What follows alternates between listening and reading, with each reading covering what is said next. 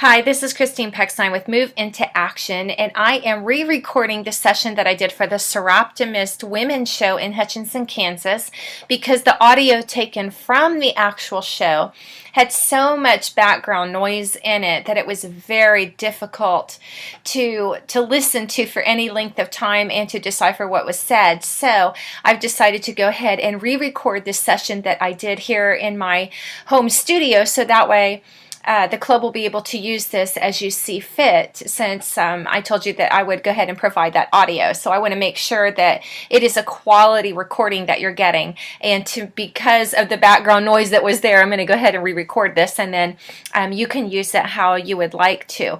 The session that I spoke on was called Measuring Success, and it was relating to how we use the tools in our lives to measure success, and we make sure that they are the right tools, because if we're not using the right tools, then we'll find that we may be measuring our lives, the success that we have, the celebrations that we take time to celebrate.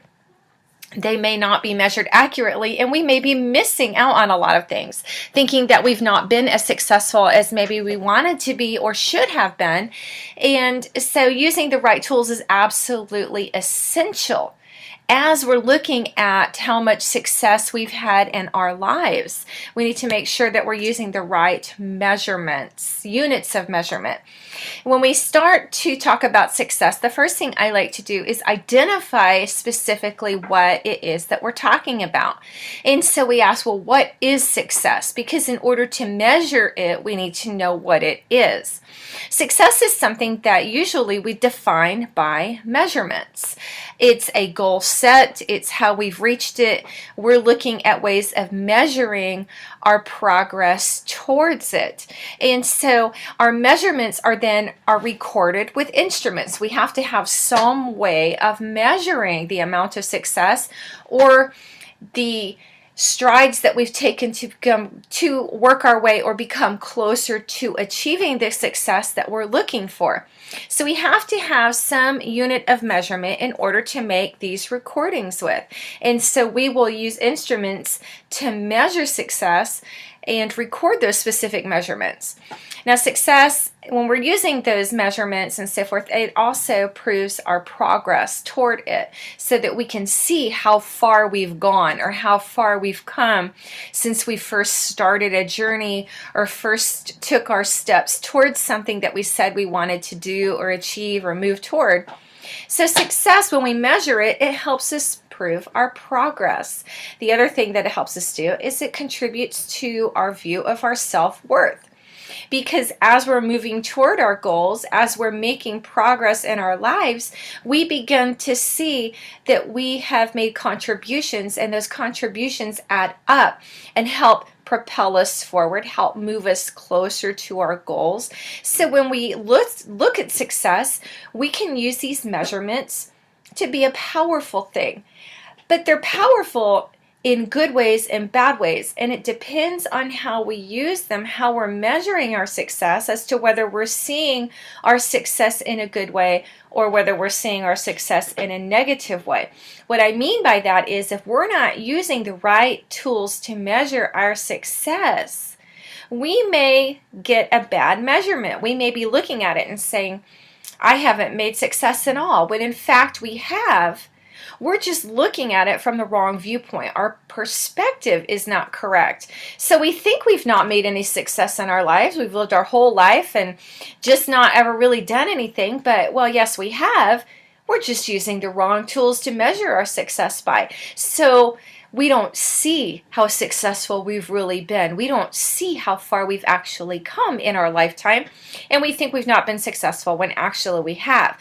So that's why, as we measure success and we know that success is moving towards something that we want to do or achieve or get to, and we have to have those right tools to measure it by in order to be able to see how successful we've actually been. Many times we'll disqualify ourselves or would discount things, steps that we've taken that have been successful, and think that, well, I haven't made much success or progress, when in fact we really, really have. Now, if we think about our lives as we go back in time, we will see that many times our lives were defined as we first started our journeys. Even if you go back to when you just got out of high school, for some of us that's a very long time ago. If we look at the journey since we left high school and really started living our lives and making plans, initially, our lives were built around a fairy tale. When we thought about what we wanted to achieve in our lives, the success that we wanted to reach, the things in our lives were built upon fairy tales. And so we had this once upon a time mindset where maybe we wanted to be successful and live our lives to obtain a really big house, like the castle mindset. That's what we wanted in order to be successful. I want to live in a really, really big house and have it kind of castle-like, 5 bedrooms, 10 bathrooms, and all kinds of living areas and the amenities to go along with it. And that was our idea of achieving success in that life area. Maybe it was finding the perfect spouse and living our lives with just a perfect relationship. And so our success in life as we started our journey, we used to think and dream about finding the perfect spouse and living up to that. And we were going to measure our success by reaching that. Maybe it was having our perfect little children, always, dressed up and never dirty and just always ready to say yes and no and please and thank you. And they were not ever going to get in trouble at school or anything like that. So we had this once upon a time mindset of our children being in school and living at home. And it was just this perfect image. It was the perfect family. And then maybe we had our career set and all we saw was ourselves climbing the corporate ladder, just going higher and higher and higher and becoming more successful in that aspect. And because our careers were blossoming and booming and our relationships at home were good, the money was just rolling in. It was following us. And so our success we saw as being from a monetary perspective, a standpoint of having lots of money and achievement coming into our lives. And then we started viewing our success from that once upon a time as we thought about getting older and living our lives and our kids growing up and going off to college. Then we finally reached that point with our spouse where we could retire and we could travel and end up on the beaches and so forth. And that was going to be the perfect vision of our successful career leading to our perfect retirement scenario. We were just going to travel the world and not have a care as we sat on the beaches and watched the sunsets every night. And that was our once upon a time mindset. But then reality sets in and we start living our lives. Well, we don't have the perfect career. And as we live our lives, we find out that our kids do make mistakes and they talk back sometimes. And every once in a while, you might get a phone call from a teacher. And there are issues at school that with their friends and so forth, we just never anticipated. And our success based on this unlimited career path and all of this money coming in and our perfect retirement starts to erode because real life sets in. And reality happens. And we start comparing that fairy tale vision that we had with what's really happening now. And as we do that, we find that, wow, I haven't been successful at all. If that's what I'm basing my success off of. If I'm actually using the wrong units of measurement to measure my success because I'm trying to measure it based upon the perfect life that I once envisioned, we're going to find that we haven't been successful at all. And if that is our perspective, then we feel defeated. We feel that we've failed somewhere, that we haven't lived up to those expectations or what we anticipated. And so we find that we may be wearing ourselves down because we were chasing something that just wasn't a reality in the first place. But yet that's what we've been running after our entire lives, and we're worn out and we're tired. And honestly, we've had a successful life. It just didn't look like this. It's not been success based on a fairy tale. It's not been success based on what I initially thought. Maybe life has had a lot of twists and turns, and I don't have the mansion, but I have a really nice modest home. It's very simple. And it's 3 bedrooms and 2 baths instead of the initial, 5 bedrooms and 10 baths that I wanted with all those amenities. And maybe my relationship is a lot different. I don't have the perfect spouse, but I have a spouse that I love more than anything and really respects me and is wonderful for the family. And I'm very pleased with that, even though it wasn't a perfect fairy tale relationship. And my kids, they have some things that go on from time to time, but overall I'm very blessed because my children are wonderful. And they do listen, and we have a lot of fun together, and our family unit is a wonderful family unit, though it is far from that perfect ideal that we initially had. And we go from having all of this money and just wealth coming in because our careers, we've just been so successful. Maybe we've changed jobs several times, or we discovered that we wanted to do something different than initially anticipated with that fairy tale lifestyle we used to envision when we first started on our journeys. And now we find that we've gone from the mindset of our perfect life was involving just money, money, money, having an abundance of it, to becoming a successful coupon clipper. And so we find that our success, the reality of it is that our success is based in how much money we actually save instead of how much we spend. And so our vacations go from exotic to just being peaceful and sometimes quiet and enjoying what we have because we find the time and enjoy just staying close to home and maybe not traveling the world and having all of these fantasy vacations. So we have to look at when we measure success, and we're talking about measuring it in the proper units using the right tools, is that we're not measuring it based on that once upon a time scenario that we once thought we wanted, that was going to be how we measured our lives successfully because everything fell into place and happened perfectly. It doesn't necessarily end up that way. The reality is, as life happens, and we find successful moments rooted in that reality, it may look much different than what we initially said we wanted. And it's not perfect, but we learn that sometimes success is the simple things that happen within our life areas and within the moments that we live. So measuring our lives with the proper instruments is important, and that instrument is not measuring our success in life by perfection. It's learning to measure it by the moments and the memories that we make as it happens, even in the imperfections. We find that we've had some successful moments. I have a perfect story of this because the right tools make all the difference in the world when we're trying to measure our success. And the story goes back to a camping trip that I took with my young children years ago. I decided that I was going to take them camping on a beach. And this beach was in Florida, and it happened to be along the Jacksonville coast. And we had to take a ferry to get out to this island that we were going camping on. And so we loaded the car up. I packed all the tents. I had kites. I took yarn because we were going to do the cat's cradle and make all those yarn things with our hands and do Jacob's ladder and all that kind of stuff in our tent. And I had a book that showed us how to do all that stuff. We were just really going to spend some quality time together. And my children were young. They were all 10 and under. And so we head out, we drive, we get on the ferry, we take the ferry across the river.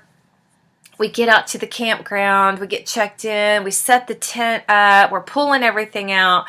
I realize that the stakes I have are not going in the sand the way they need to, because we've never camped on the beach before. Well, I had the right instruments. I had some of them, but not all of them. I realized that the one thing I didn't have that I really needed was a hammer, because I was having to hammer the stakes into this sand. And that was a challenge. I'd never done that before. Well, the stakes just wouldn't stay in at all, and they kept popping back up. So I had to get back in the car, take the ferry back across into town. We had to go and get some heavy-duty stakes at the store. I got those, still didn't pick up a hammer, Went back to the campground. I'm still trying to hammer these things in. Well, the only thing I had to get these supersonic huge stakes in the sand was a high-heeled shoe. I'm trying to hammer using a high-heeled shoe. And let me tell you, it did not work so well. But we made it work. And at one point, the park ranger came by and he says, "Ma'am, can I help you?"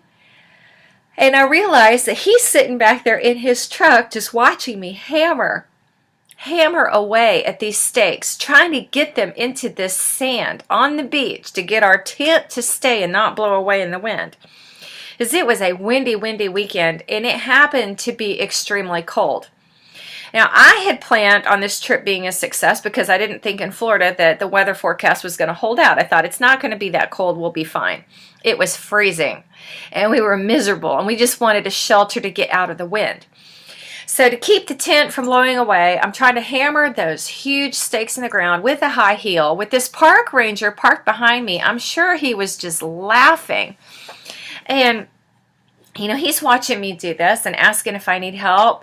And he said, "Well, I think I've got a hammer. I can go back and I can see what I can find and I'll bring one back." Well, he never returned. I think what happened is that he was laughing so hard when he drove away, he literally died laughing, and that's why he never came back. So to finish it off, what I had to do to keep the tent from blowing away, because I could not get those stakes in the ground to stay with a high-heeled shoe, was I had to anchor the tent to my car. And the only thing I had at that point to anchor the tent to my car was the yarn that I took for my kids and I to do the cat's cradle and Jacob's ladder in the tent. So I had to run the yarn through the tent grommets that we were using to stake the tent in the ground that wasn't working. And I had to run that yarn through those things of the tent onto the wheel wells of my car so that the tent was now anchored to my car wheels. So now I couldn't drive anywhere unless we cut the strings, the yarn to the tent away from my car, because otherwise I'd be dragging the tent next to the car. But the car also worked as a windbreak to kind of keep the wind off of it, which helped a little bit. But it was just, honestly, you would have thought it was a disaster. But we made it work. I had to take what tools I had, and I had to work it so that we could get that tent to not blow away and be anchored to stay there so that we could actually have our camping trip and live this out. This was our vacation, and we were just determined to make it work. Well, long story short, the guy never came back. The tent was anchored to my car. It was tied to my car wheel wells with string. I had that run through the hubcaps of my wheels because it has the holes in it, and so that's what I ran it through and just tied knots in it, and it held. But it was so cold that we stayed one night and we left. It was miserably cold. We just could not get warm because then we had sleeping bags and stuff, but that sand just held that cold in, and it was so damp. We ended up leaving. It was about middle of the night, I think 2 a.m., and I started to drive home. We just couldn't do it because we were miserable. Now, depending on how we would choose to measure this trip, to measure our success at having this vacation, we had two ways to measure it. We could take and measure it with the wrong set of tools because we were looking for perfection. I wanted it to be a perfect vacation for my kids and I that spring break. But it was so far from perfect. So I could have said it was a total failure. We didn't succeed at anything. Or I could look at the reality of it and say, you know what? We did succeed. We had a great time despite it. It was hilarious. We started measuring it by different units of measurement, by the proper units of measurement. What was our priority? The real priority behind that vacation was to spend time with each other. Did we do that? Absolutely we did. Okay, that was a success. Did we get to play games while we were together? Absolutely, we did. We sat in the tent before we left and we had that time together. And so when we started breaking it down and looking at the successes that we had, the small successes, though imperfect, we were most definitely successful. We got to spend time together. Did we take a vacation? Yes, we did. So we were successful again. Did we get to cook out over a campfire and enjoy the evening out? Of course we did. So that was another success. Did we create a memory? Yes, we did. Did we laugh and have a good time? Absolutely. We still laugh over that trip. That trip is one that is talked about in my family. That nobody will forget about it because we had such a good time on it, and it is absolutely hilarious. The story of how I had to get the tent anchored, of how we had to go back into town, it was an adventure. So yes, all of these things added up. It was a success. It was just a different kind of success, and it ended on a different note than what we thought, but we absolutely had a good time. We created memories. We got to spend time together. And things like that. We did play the games that we set out to play. So when you look at what the actual goals were, it was to spend time together, it was to have some fun, it was to create memories. Yes, we did succeed. If we looked at perfection, was it a perfect vacation? Did we get to stay the whole time? Did we get to do everything as we planned it out? No, we didn't. But does that mean that we failed at success? No, it doesn't. Absolutely not. We have to be aware of how we measure the success in life as we live out the things that we set out to live, because sometimes our success is different than what we initially thought. It is not going to be based on a fairy tale measurement of success. Many times, fairy tales just don't hold up. That perfection turns into reality. So we have to start breaking it down to say what were the underlying goals we really wanted to achieve. And we measure our units of success based on that and not the perfection. Because if we only try to base our life success in any life area, whether it's a vacation with the family or our careers or our health or any other life area, we're going to say, oh no, I failed. So we have to make sure that we're using the proper instruments, which are our priorities. Look at what the underlying priority was and measure your life against that. And you'll see that you've had many, many small successes along the way, even though how it turned out was so far from reality. So that's what I wanted to cover in the initial part of this, is as we measure success, we have to make sure that we're using the proper tools and units of measurement. Those proper tools and units of measurements are our priorities. What was it that we wanted to achieve as we lived this out? And when we know what our priority is that we're trying to accomplish, we can measure that and say, you know, even though it wasn't exactly as planned, we were definitely successful. And then you got to celebrate those successes. Because if you don't, you may be overlooking them and thinking that you've lived your whole life being unsuccessful and that you really didn't accomplish anything, when that's not true. It's just that you're using the wrong tools and the wrong units of measurement to see the progress that you've actually made. And so we have to be aware of that. Now, from here, what we're going to do is we're going to cover the top 10 units of measurement of how we normally measure our lives, which in many ways are inaccurate units of measurement that we try to live up to because they are based on that perfection. And when we try to measure ourselves up against this, we fail. We just look at it and say, well, I didn't live up to that, or I can't live up to that. And so we feel that we failed to be successful based on these top 10 things. So here's where I'm going to cover it. The measurement number 10 that we try to measure our success in life is by our dress. How we dress. And that includes our clothing, our jewelry, our shoes, our contentedness. And in this thing, I challenged individuals to think of 5 things. I wanted them to be aware that before the end of the day, there would be 5 things that you will see on somebody else in the way that they dress, or what they have on, or what they're wearing. Something that they have that will make you feel uncontented about the way you dress. And you're going to start comparing yourself to that. And if you do that, you'll find that maybe you think of the way that you dress as being somewhere where you're not successful. And we can't allow this to happen in our lives because we're going to feel that we didn't succeed. So we try to base our success in life just in how we dress. And it sounds ridiculous, but it's true. There will be 5 things that you see on somebody today in the way that they're dressed. And you'll look at it and think that you need to dress that way. And you'll start feeling inferior or that you're not successful because you don't have that or you're not dressed that way.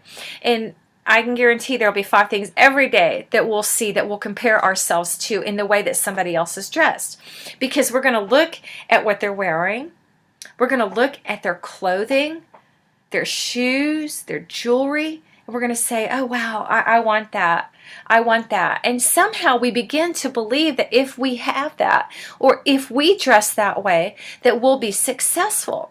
But that is not necessarily true. This is one of the top 10 false units of measurement that we try to measure our life success by, and it's how we dress. And we compare that to each other. And when we do that, we start feeling inferior. That, oh, I'm not successful. Well, if I dress that way, or if I had that, ooh, I love that necklace, wow. And we start to see ourselves in it and feel that if we obtain that, all of a sudden, we have achieved some sort of success, which is just not true. Measurement number 9 and how we try to identify or feel successful in our lives is by the type of car we drive. Now, I know the type of car that we wanted when we were 16 was much different than the type of car that we see at 35 that defines our units of success. At 16, we all want the sports car. I thought at 16 I was going to die because the only car I had was a Ford Pinto. It was not cool. And so I could never be successful as long as I had a Ford Pinto because it just wasn't cool. How could I ever be successful driving a car like that? I was going to pull up into the school parking lot and I'd hide my face. I couldn't be successful in that. But at 35, you'll find that your unit of success changes because it's no longer the fancy sports car that you're looking for that might make you successful. All of a sudden, it could be a minivan or an SUV because your priorities have changed. See, at 16, our priority is to look cool. So our unit of success is going to be based on that priority. We don't care about anything else. We just got to be cool. So that's going to define our measurement of success. If we can look cool, then wow, we're successful. But at 35, it's no longer about looking cool. It's about being able to squeeze everybody in the same vehicle. That becomes your measurement of success because now you've got a family. So your priority is not just to look cool, but it's to be able to get everybody in the same vehicle so you can only make one trip instead of having to cart your family around in 2 separate vehicles because the kids have grown, they're bigger, or you've got a whole crew with you. So our units of success change over time, and if we're measuring ourselves by the wrong thing, by trying to look cool, when really our unit of success should be, now we just need to be able to get everybody in the same vehicle at the same time. We realize that our success has changed. It doesn't mean that because we're not looking cool, we're not successful. Absolutely not. The sports car doesn't define our success. What defines our success is being able to meet what is now a priority in our life. That's what drives our success, and our units of measurement will change throughout our lifetimes. We also learned that it's not what we drive that makes us alive. Our priorities are not hinged upon what we drive, and our life does not revolve around being cool anymore. It's in living out our priorities that our life becomes alive, and as we live out what's important to us, that's what brings life to us, not necessarily a model of car or a method of looking cool that makes us feel alive. Measurement number 8 that many times we try to measure our lives by incorrectly, or how successful we are in life, is by our house. The size of home that we have, the type of home. Our home, we think, speaks success or being successful or not being successful, and that is not true. So we think that the bigger house with all the amenities, with the latest styles in it, and it's just perfectly kept, having more makes us successful. And as we go through life and as we live, we realize that is not true. That is one of those units of measurement that we try to live up to, and we realize it just doesn't work. That the size of my home or the type of home does not define how successful I am in life. And here's why. When we first started out, and I spoke about that fairy tale idea that we had about how our lives were going to turn out and how our success was going to, what it was going to look like. But having this idea of perfection, we thought about, oh yeah, I want that big home. I want the castle. I want 10 bedrooms. I want everybody to have their own bathroom. I want a pool. I want the jacuzzi. I want, fireplaces in every room. And I want this. I just want all this stuff in it. Well, as we live our lives, sometimes we find that simplicity is not overrated. It is something extremely important, because when we wanted that big house, I think something we forgot in our fairy tale when we were dreaming this, when we were saying, yeah, I want a really big home and that's how I'm going to define my success, we forgot that somebody was going to have to clean that home. And so that house size, it does matter. So our success may change in life when we go from thinking that we wanted the biggest home with all these amenities because somebody's got to keep that pool up and somebody's got to clean all those bedrooms and somebody's got to clean all those bathrooms and all this stuff. What do we do with it? Our unit of success sometimes begins to be measured not by in everything that we have, but in how simple our lives can be. We don't want all that stuff anymore. We want to downsize. We start looking at simplicity, that having less is more, because that allows us to live more for the priorities than for the stuff. And when we're living more for our priorities and less for the stuff, we find that we're being successful because we're actually able to start enjoying what we have, and we're not trapped by having so much. We're not trapped in just being surrounded by stuff or having that, we got to spend 8 hours of our weekend cleaning because our home is so big. No, I got a small house. I clean in an hour, and the rest of the time I'm out enjoying, doing what I want to do, spending time with my family, loving on my kids, and I don't have all these things weighing me down. So when we first started out saying that, yeah, I'm going to measure my success in life by the type of home that I have because it's going to be big and fancy and massive, it changes. And all of a sudden we're measuring our home by how small it is and how easy it is to maintain. And then because of that, it's allowing us more time for the other things that we really like. We find that our measurements for success change. This is just another way. When I say this measurement number 8 here, our house size, we were thinking at once that, well, I'm going to measure the amount of success I have by the type of home I have. And I think that does change as we go through life, and that these are just some of the ways that happens. Measurement number 7, and how we were going to measure our lives and say that we were successful, has to do with our finances. So measurement number 7, and it's our finances, how much money we have. We thought more money meant more success. The more we bring in was because we were being more successful in our lives. So we were looking at how much in finances we had. We were looking at our bank accounts, the number of accounts that we would have, our savings, how much we'd have in savings, our retirement. Where are we going to stash away for retirement so we're going to be able to travel the world and do all these things and not have to worry about it. Our budgets determined our success. The higher the budget, the more money we could spend. We all wanted that unlimited budget. So measurement number 7, we were going to have just a budget that would allow anything and everything. That's how we thought we would measure the success in our lives. But our lives change, and pretty soon we find that it's not about having an abundance of finances. It's not about having 10 bank accounts and savings coming out the wazoo and never being able to, or never having to worry about money that makes us successful. Having a budget does make us successful, and it really doesn't matter whether it's a big budget or a small budget. Our success comes when we learn that just having a budget and living within that budget is our success. And it doesn't matter how big that budget is, we can be successful even with a very small budget. How? We find that Olympic couponing, we become very successful. Because I know early on when we thought about measuring our success in life, we wanted these unlimited budgets. Well, reality sets in and we find that we do need to clip coupons, and we can be successful every time we save money. We can be successful whether or not we have a big savings account or a small savings account. Whether you save $100 or $100,000, it doesn't really set the standard for our success, because what we have to do is look at our individual budget, our individual financial situation.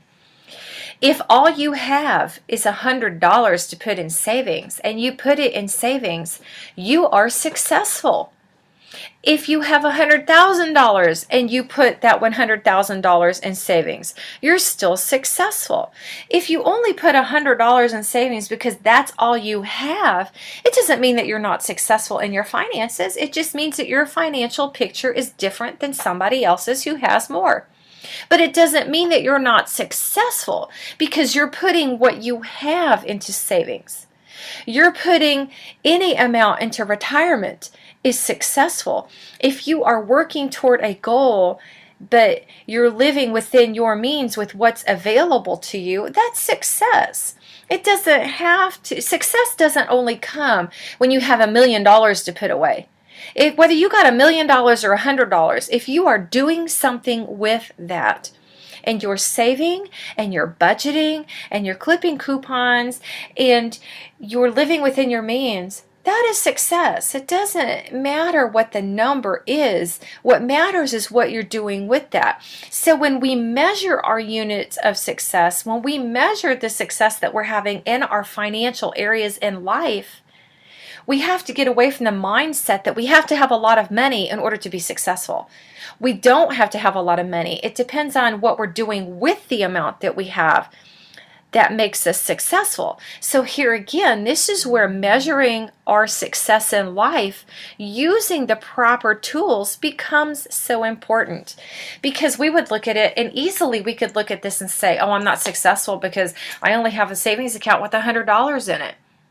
Well, how much do you bring in? That $100 is a lot of money to you. Sometimes it's everything to a person.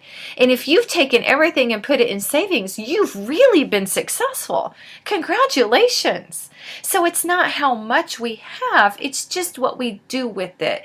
And we have to look at how we measure our success that works for our priorities and our life situation. Does it mean we haven't been successful? Absolutely, we've had success in these areas. We just have to make sure that we're measuring it correctly, because if we don't, we get caught up in this, I haven't been successful, and we overlook the times and the areas in life where really we are being successful. We're just measuring it and comparing it to the wrong thing, which is what will work for somebody else, but it doesn't work for us. And that's why we have to be really careful when we measure our finances. This can be one of the areas that we measure incorrectly. Okay, so measurement number 6 of how we can incorrectly measure our life success is when we look at our relationships. This is a big one.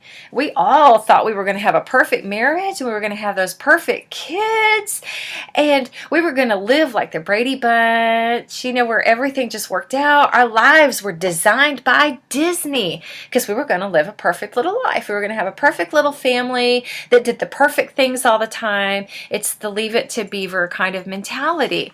And then reality sets in, and maybe we get a phone call from the school because our kid had a bad day, or they made a mistake, or, our husband doesn't live up to what we initially thought, and we just had these wrong expectations. And so because our expectations were not proper for our family or even reality as it is, we felt that we had failed.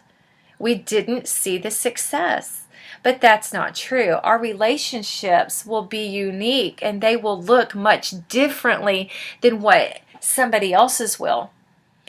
But it doesn't mean that we have not been successful in them. It doesn't mean that we can't have a good marriage. It doesn't mean that we have not lived as we wanted to. Absolutely not. We've been successful in many areas. We just have to be careful that we don't compare it to something that doesn't work for our family, is not a priority for us, or isn't even based on reality, because it's based on fiction.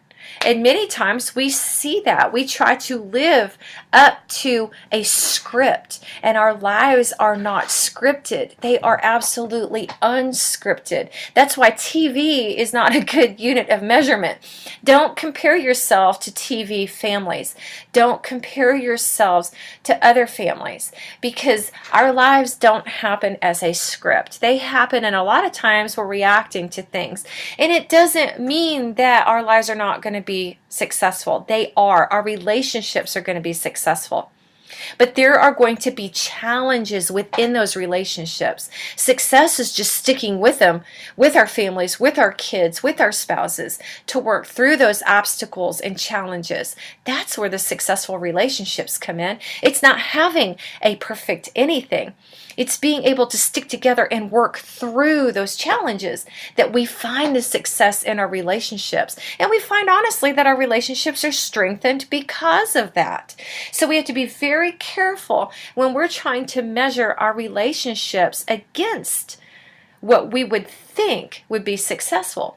Because if our thoughts of success are not even based on reality or right for our family or the people that we are in relationships with, we're going to set ourselves up for failure, when really we haven't failed at all, because challenges are to be expected. Okay, so measurement number 5 is when we try to measure our life success by a number on a scale. We've all stepped on a scale. We all worry about our weight. And so sometimes we ridiculously think that our life success is hinged by how much we weigh, or how much we don't weigh. And that is not true, because no matter what we weigh, we can have a successful life. But we tend to think that success in our lives is defined by the number of the scale that we step on as we measure our weight, or by the number that's on the tag inside of our clothing. And so then we start living our lives based on this. We feel that if we are a certain size, then we've been a success. If we get over a certain size, ooh, I've totally failed because I don't look like this, or I don't fit into this, or ooh, my number is too high. And so we erroneously start to measure our self-worth against that, and we feel that we have not been successful because we couldn't look a certain way based on our weight. So then we start living in this mindset: if I weighed that, I would be successful. If I could lose this 20 or 25 pounds or 50 pounds, I could be successful. If I looked like that, I would be successful. And that's not necessarily true. We are successful in our lives, and it doesn't have anything to do with our weight. Now, our health is a life area. It is one of the 9 life areas that I coach and teach on in the life management training. And it is an important life area. But our lives are not hinged in this area alone, and we cannot get caught in the mindset of, if my weight was okay, then my whole life would be okay. That is not true, and we don't want to live in that. Our weight is just one of the areas of our lives that is hinged in our health, and so it is important, but it doesn't define whether or not our whole lives have been successful or a failure. And sometimes we tend to focus on one thing, and some days there will be a day when you will focus on this one number. You'll get on that scale and you'll see it and you'll just be, ugh, I'm such a failure. And that's not true. We're just focused on that at that moment in time, and so we start undoing everything that has been a success in our lives because that's all we're focused on. Oh, I've been such a failure. Oh, I'm so fat. And that's not true. And so this is where we start living our lives based on Are we going to eat cake? Are we not going to eat cake? Are we going to do this shake thing? Or are we not going to do this shake thing? Am I going to be successful today because I didn't eat this? Or am I going to be successful because I did eat that? And so we just get caught up on it and our focus gets fuzzy. And then we feel that we're not successful. And when that happens, especially with our weight, it affects our self-esteem, and once our self-esteem is affected, it really starts to snowball into other areas of our lives because our self-esteem affects a lot of other things. We can get focused on our weight and let that become our mindset, how we feel like a failure, and then we can become depressed about it, and then that'll start affecting our relationships.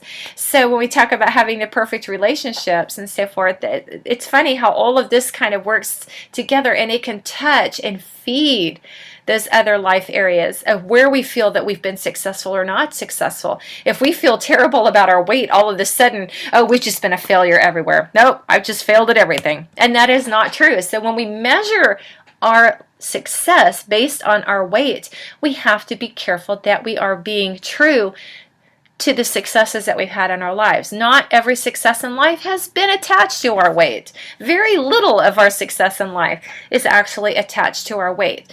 But our minds can get wrapped around that number or the size of that tag inside of our clothing and can affect so many other life areas because our self-esteem gets wrapped up into that. So we have to be careful when we're measuring success not to let it get wrapped up in what we weigh, because that is an inaccurate measurement of our success in life. Okay, measurement number 4. Do versus be. This is where we have so much of our success wrapped up in our careers and the things that we do. Even stay-at-home moms can get wrapped up in this career thing of everything that we do versus who we are, what we just learned to be, what we've become over time. And that is important because when we measure success, it's not about everything that we do. What we do, it is important to us. It's an identity. But it doesn't mean that what we do isn't important or that we haven't been successful at it. You could be a career woman and you can be very successful at it, and that would be your success. You can be a stay-at-home mom and be very good at it, and that is your success in what you're doing. So, but it also, you can't lose yourself in that and forget who it is that you really are and what you enjoy. Because if you're always doing, you can kind of forget that and get lost in it. And then you don't see that there is success in not just what you do, but who you've become over the years from your life experiences. And so we have to look at life experience and learn to pull out our units of success from those experiences, what we've learned over time. Not just what we've done over time, but what we've learned and what that's meant as it's shaped our character. And we've learned who we've become. And we see the progress that we've made over the years, because that also defines our success. But if we only look to the do, we will get lost in that and not really see how successful we've become over the years just in our character formation of who we've truly become, of how we've been molded and shaped over the years, because that is success as well. So when we look at defining our success and what we do, we don't want to get caught in the do trap. We have to also see who we've become over time and learn to see success built into that as well. Because who you've become, it is important as we mature and as we age. Life experience plays into that. And we have all had experiences, things that we've lived through, challenges that we've overcome, things that have molded and shaped our character that has contributed to success. That is success when you look at who you've become over the years. And so when we look at that and we define it, we see that we have a whole new way to measure success in our lives. It's like, wow, I've been through a lot. I've learned a lot. Look at who I've become. There's a lot of success that many times is overlooked in the who, because we get so focused on the do and we lose that. And that's crazy. There's a lot of success to be drawn out of the who we've become. It's not just the who. And sometimes we get so focused on climbing the ladder that that's all we see. We're just doing, doing, doing. We become what we call ladder lovers. If we're not climbing some sort of ladder, achieving, achieving, achieving, then we're not successful. And that's not necessarily true. So we have to look at the different things that we do in life, because yes, those do they are successes. Achievements are important, but that's not where we stop. It's also looking at the who we've become in life that we measure our success by. Now, one story that I gave on the career spectrum of this was the overachiever. And it was a story about a Mexican fisherman and a Harvard MBA student. And this is one of my favorite stories, because the MBA student comes in and is talking to the fisherman, and he says, "Hey, I see that you've caught quite a few fish here today." And the fisherman says, "Yeah," he says, "I did. It's just enough, for me to get by on. I have enough here. I can take to the market and sell, and then I can go home and take home the money to my family and spend time with my kids and my spouse and my friends, and yeah, it's just enough." But the MBA student looks at him, and because he's so achievement oriented, that he's scratching his head and going, "Wow, we could achieve a lot more here. We could achieve a lot more."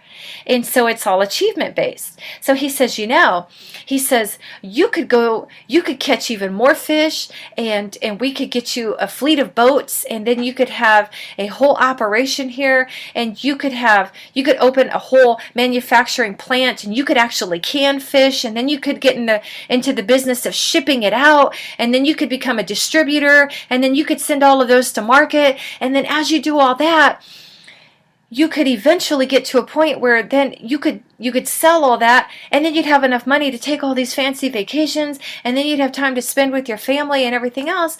And the fisherman kind of, he's listening, but he looks at him after he goes through this whole thing of how he could grow this business to become this massive operation. He could do all this stuff, and then eventually he'd have the financial freedom and the time to spend with his family. And the fisherman looks at him and he says, "Why would I want to do all that? Because isn't that what I'm doing now?" What he was getting at was there was a simplicity of what he was doing that was allowing him to live for his priorities. Those priorities it was working, it was making enough money, but it was also having enough time left over so that he could spend time with his kids and his friends.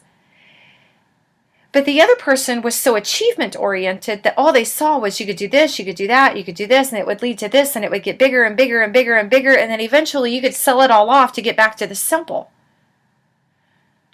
And so to the little guy, it didn't make much sense, because he was already living and enjoying life based on his priorities. He was already doing that. He didn't need to have and do to gain all that, to be able to then sell it off to get back to what he was doing. To him, it didn't make any sense. He was already doing this. And so that's one of my favorite stories, because success is not always built on how big we are, how much we grow, how much we gain, to where we grow and get bigger and bigger and bigger and bigger. Because honestly, our success is measured by the small things. What is it that we want to do with our time? What are our priorities? When we get down to what our priorities are, we find that we're very successful in living to meet that. And we don't have to be going and doing all the time, or gaining and gaining and gaining. Sometimes it's pushing off the complicated to get back to the simple, that we are able to actually measure how successful our lives are. We don't have to have big and grandiose things to be successful. We can actually measure our success by the simple things. What is it that I want to live my life for? What is it that I want to do with my time? What is it that I want to do with my resources? And when we break it down and look at it and say, am I doing that now? I'm already successful. Yes, I am, because I am doing this now. It wasn't ever about the big and gaining more and having all of this stuff and growing and growing and growing. Because sometimes when we grow, we get so big that we forget what it was that we really wanted to live for initially. We've gotten so far away from our real successes. We might be successful in doing those things, but it's taken us away from our priorities. And if we've gotten so far away from our life priorities, Are we really simple? Okay, so measurement number 3. We will sometimes try to measure the success in our lives by the number of bad and good hair days. And I know we've all done this. If you have a bad hair day, you'll just swear up and down, I can't be successful today, because it erodes your self-esteem, it plummets, and you're just like, nope, not today, it's not going to happen. But if you have a good day, you can rock through that day and you can get stuff done. I know we've all been there. It's like, so we try to measure our life sometimes by the number of bad hair days or good hair days, and it's crazy, but it's true. So we say, wow, today I've had a really bad hair day. I just can't be successful today. It's a wash. And is that really true? Sometimes we have to take the hair and just do away with it, and we have to just put on a happy face and get through life anyways, and not measure our lives by the number of bad hair days or the good hair days that we have. And sometimes it's really hard when something, even like your hair, messes with your self-esteem. That's crazy, but think about it. If you ever had you had something important coming up, you had an interview or a meeting or something that was very important to you, family pictures, and you're going to do this and you just cannot get a good hair day. You're looking in the mirror and you're like, oh, of all days, really, why does my hair have to look like this today? You just feel like you're not successful. But does your hair really define what success you've had and what success you have not had? No, it doesn't. It's attached to one moment in time. So the picture may not turn out okay. But does that mean that now, because you've had a bad hair day, that your whole life has not been a success? But many times that's how we look at it. In that moment, we'll feel that everything's just been a failure. Forget it. And that's not true. But we can really easily get caught up in that. And think about it. If we're having a good hair day, it's like you're remembering every success that you've ever had. And you're walking confidently through life. A lot of times we'll find ourselves strutting through the day because my hair looks really good. I'm having a good day. I could leap that tall building today because my hair looks good. And that is so not true. Now, I've begun to measure my life in some ways by the amount of laughter I can have over my hair. Instead of having a bad hair day or a good hair day, I just laugh at it, and every day is a funny hair day. Especially with the curls that I have. Getting used to the curls has been a challenge. My hair, I always tell people, it's a love-hate relationship. I love my curls, but some days I hate them as much as I love them. I can tell how humid it is outside by the big hair that I have. On really humid days, my hair is huge. So I can walk outside and watch my hair grow, and I'm like, yeah, it's humid. Or I can walk outside and it's dry and my hair does not grow. In fact, one of the jokes I have is that my hair, sometimes when it's very humid out, I feel like a chia pet because my hair, my curls will grow depending on the amount of humidity in the air. It's like I can walk outside and just see it grow. And I've begun to laugh at it. I don't let it define whether or not I feel successful on that day. Even if there is a training or a teaching coming up and I have to go and do it and I'm like, wow, my hair is just a bad hair day. I have learned to laugh it off and to just realize my success in life is based on being able to laugh at certain things because it's just the way it is. So can I laugh and shrug it off, and can I go and rock that training? Can I go and rock this day? So I got to record 20 video segments in the next 24 hours. And this is how my hair turned out. Can I laugh it off? Yes, I can. That's a success. That my success is not hinged in how my hair looks at any particular moment. And I know that is especially women, that this is something that we try to define the success in our lives by, is how our hair looks. We want Jennifer Aniston hair. We want our hair just to look perfect so that we feel good and we can feel like we can be such a success on that day. No matter what it is that's happening, we want to be able to rock our way through it. And sometimes measuring our success in life cannot be attached to things like this, because you can have a bad hair day and you can still rock the socks off of something and get through it. and just learn to laugh at it.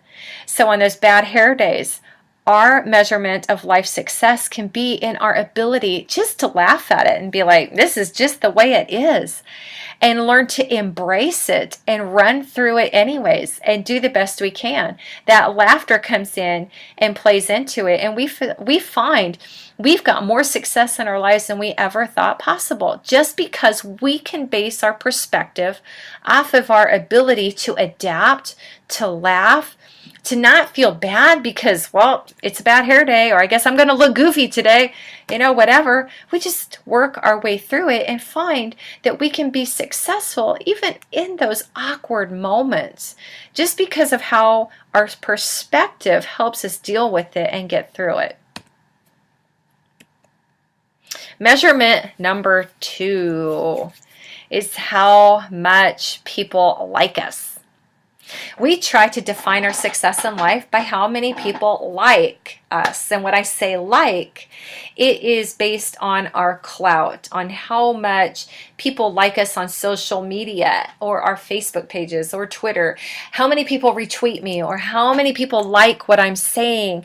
And so our view of being successful becomes part of how much influence we have, how many people are following us, how many people like what I say, how many people agree with me.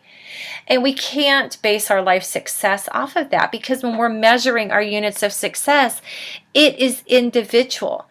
Your success is defined by your individual preferences and your own life priorities. Somebody else's is different than that. So they may not like what your priorities are or your life preferences. And that's okay. They're going to have their own. But it doesn't mean that because people don't like or don't agree with or don't follow what you are saying in your social life, that you're not a success. That has nothing to do with it, because it is unique. Our priorities and our lives and our life management goals, our goals in life just in general, are unique and specific to us. So even if people don't like what it is that we're saying or how we're living or what we're doing in our lives, and we're trying to measure it by the number of likes that we get, or the number of retweets that we get, or the number of followers that we have in our social media, we're really going to be disappointed, and we're setting ourselves up for failure, because we're trying to live up to what we think other people want us to say, or what we think people should embrace about us, and that is not accurate. Our success is unique to us, and it's based on our unique priorities, our unique life management circumstances, and our goals. And that's what's important. So a really bad way to measure ourselves, a tool that is wrong, that misleads us on so many levels, is this number 2, our clout and our influence. It is not a good way to measure our success in life using this, because it's very misleading. We can be very successful living for our unique priorities, and nobody else has to like it at all.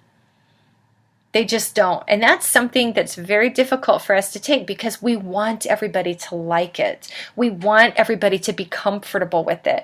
And that's not the case. You set your goals. You set your life priorities. You set your life management wants and needs. And then you live those out. Well, that's unique to you. So you might be the only person that likes it, but that's okay, because as long as it's your priority and you have met that priority and you're living this out, you're successful in that, whether anybody else agrees with it or not. But we live in this mindset of, oh, our opinions all have to match, or, oh, the way we live our lives all have to match, and that's not true. Everything is unique to the individual who has set the goal or the priority, and that's where our success is found. It's not in what others think about it, but it's in how we live it out that we find the success in that. So we need to be very careful at number 2 when we are living our priorities based on the clout that we think should come from other people or our likability. Okay, measurement number 1 is based on our contribution. We try to measure our lives many times, the success in our lives, based on our contribution to society. And when we think about this, many times we're thinking that any contribution that we make has to impact the whole world or it's not worth anything. And that's not true. Our impact only has to make a difference to one person. Maybe that is in our family. Maybe it's local. Maybe it's just in our community. Maybe you leave a contribution or volunteer or leave an impact or a legacy that affects the world. And that's okay. But it's unique to where you're living and what you're doing. You can be successful by contributing to an organization one time, by contributing to an organization 1,000 times, by contributing in large ways. Say you're a major donor and you contribute to an organization or something local or worldwide that impacts people. Say you donate $100,000. Well, yes, you've impacted many. But say you only donate $10 and you've impacted one person. You have still made a contribution, and that is successful. So many times we get caught up in the mindset of measuring our success as we measure our contribution to the world as, well, I can't do much, so I guess I haven't been successful there. I wish I could do more. Instead of seeing what it is that we've really done. And I have this plaque that hangs in my office, and it is one of my favorites because it says, to the world, you may be just one person. But to one person, you may be the world. And that is one of my favorite sayings because our impact, we can be successful in making a contribution by serving in our communities, by volunteering and being involved in organizations. Absolutely.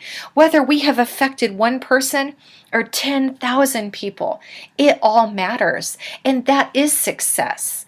If we're making a contribution in impacting our family, if we're making a contribution in impacting our town, our city, the community that we live in, or whether it goes beyond that and impacts people worldwide.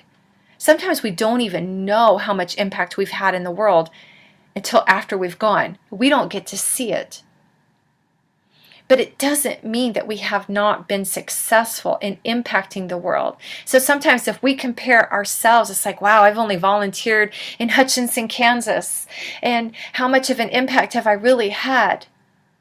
And we compare ourselves to somebody else who's been a global, they travel globally and they have had a reach that has been in every single country of the world. We compare ourselves to that and we feel insignificant of, wow, I haven't been successful at all. That is not true because every little thing has an impact somewhere and it has impacted someone and we don't know where that someone will have an impact on another. And our impact then becomes greater because it keeps multiplying and affecting other people. So just because we may have only had an impact in one small area doesn't mean that we haven't been successful. So what we have to be careful of is comparing ourselves to people and others in the way that we feel that we've made an impact. We can measure our success in ways that are so wrong that we overlook many of the successes that we've had. Now, another area of our lives, when I'm talking about measuring and comparing each other, is if you have seen the Dove. They're called the Real Beauty Sketches by Dove, the manufacturer of the skincare products, the soaps and the shampoos and so forth. Dove has this real life beauty sketch thing where it was an FBI sketch artist. He came in and he had the women describe themselves, their facial features and stuff to him. And he drew a sketch. He had not seen the women at all.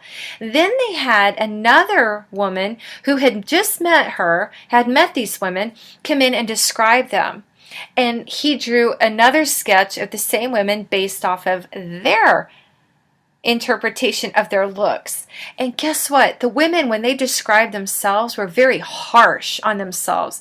They described themselves in ways that were so harsh compared to the women who had just met them and described what they looked like to them. The same people, but they looked two different ways. The self-description was very harsh. The description that the other person gave of them was much softer and more beautiful. And it just shows that how when we compare ourselves to others, we don't get an accurate reflection. We are so harsh on ourselves. And when we compare ourselves and see maybe the success in other people, we're even harsh on ourselves in that aspect because we're just harder on ourselves than what somebody else would be. So we may not see the success or the beauty of the things that we've done in our lives compared to other people. We tend to overlook it because we're very harsh on ourselves. So if we're not comparing ourselves, what do? How do we live a life where we're not getting inaccurate units of measurement of our success? Well, how we do that is we have to look at our personal priorities because our success is individual to us. If we define our success and compare somebody else to it, we make that person fail because they're not living up to what our successes are. So we have to define what our priorities are in life and then try to make our life match those priorities. Then we find success. We don't want to define what our priorities are and then try to live up to somebody else's idea of success. It doesn't work. We find ourselves then failing at that, and so then we label ourselves unsuccessful. What we want to do is we have to establish our own personal priorities in each of the 9 life areas. And those life areas are rest and relaxation, community, career, health, spirituality, relationships, entertainment, finance, and our self-improvement. Once we know what our priorities are in each of those life areas, we can make sure that we're living our lives to match that. Only then can we have an accurate reflection of our success. We can't measure our priorities against somebody else's idea of success because their idea of success is based on their priorities, which are probably completely different than yours. And that's how it should be. Each unit of success is unique to your set of priorities and how you measure that. So, and also our success in life is based on our unique seasons. Our idea of success when we're 30 is going to be way different than what it is when we're 60. It goes back to that old Pinto and identifying success just based on the car that we were driving at that time in our lives. It's really different at 16 than what it is at 30. It's unique and it's based on our life seasons. So those are going to change, and our idea of success in that life season is going to change. So we have to define what our priorities are in life in order to measure the units of success. It's like that camping trip that I went on. Was it really having a perfect vacation that was free from any flaw? Or was success really defined by just having the time to spend with my kids and laugh and create memories? That's really what it was based on. And based on that, it was absolutely a success. Even though it was a disaster and it was hilarious and we still laugh about it, it absolutely was. It was successful. And so once we know what our priorities are in life and we know that we're being successful living those, we can just take small steps daily to live toward our priorities. And that's how we live a lifetime that becomes successful.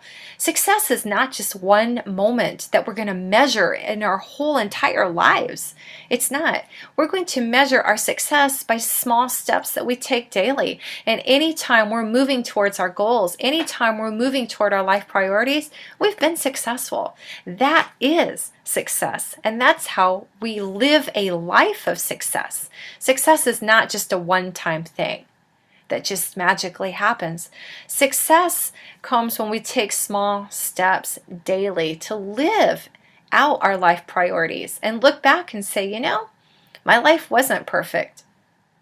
It wasn't that Disney life. It wasn't that castle that I thought I was going to have. It was none of that.